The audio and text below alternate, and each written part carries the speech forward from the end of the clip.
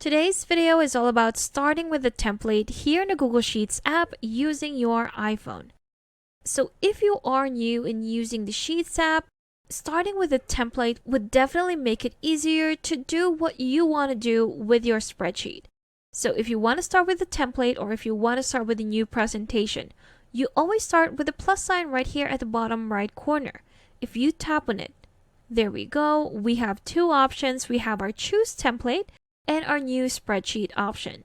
So we are choosing our first option right here, choose template. If you tap on that, here we have our templates. So there are four major categories with these templates. We have the personal, work, project management, and education. So depending on what type of spreadsheet you need to create, you can always choose from these four categories. Let's say we want to do an invoice. So that's going to be in our work category right here, just under work. We're just going to tap on it. And now it's creating that spreadsheet with that template. And there you have it. Now all you have to do would be to just edit this to make it your own. So again, this is quite easy. Even the formulas are already embedded in this template. So here in the description, we have some items, the quantity, the unit price, and the total price. So you'll see since we have two quantities times the unit price, we have the total of 400. If we were to add a quantity right here, let's say 2, we're going to edit that and make it a 4.